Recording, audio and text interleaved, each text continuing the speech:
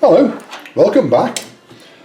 As you probably know, I've started doing some Dinky and Matchbox toys, restoring them to what I know the best I can, and then selling them to support basically the model kits, which, as I'm sure you all know, aren't cheap.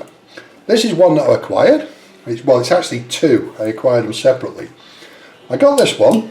It's a Leyland Octopus, and it's about 1957, the actual motor, the actual truck. It's not in bad nick at all. It needs new tyres, it needs a paint job, and I don't know if you can see, but somebody has, I reckon, has trodden on it, and the cab, the chassis is bent and the cab is tilted upwards. But that should be easy enough to sort out. You can see it better on that side, to be honest, where it tips back. So I bought that and then put it in a box, waiting for some work to be done on it, and then saw that, which is a perfect match.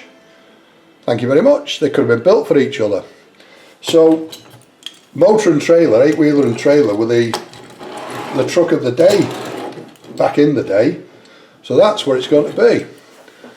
Obviously they'll both be painted up the same colours, and they will look as though they're from the same company, if you like.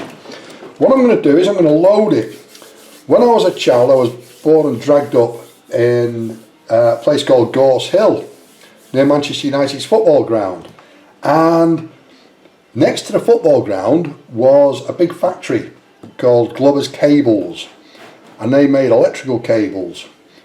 And indeed they put cables, they put a fuel pipe across the English Channel to supply the fuel to the expeditionary forces after D-Day. It was called the Pluto Project, if I remember rightly, the last time I read up on it.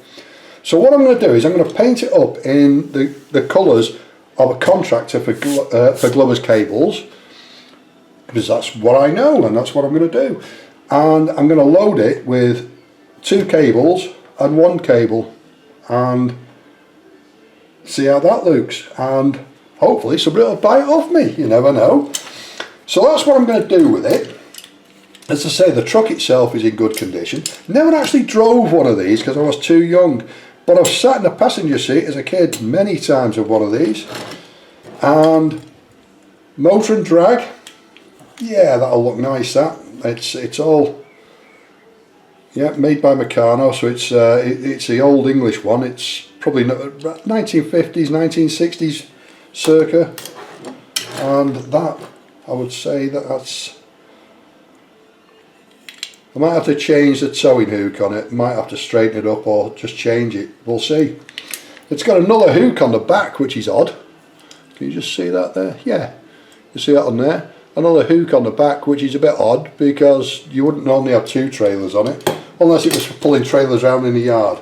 So I'm quite happy with that, and I shall quite enjoy doing that up.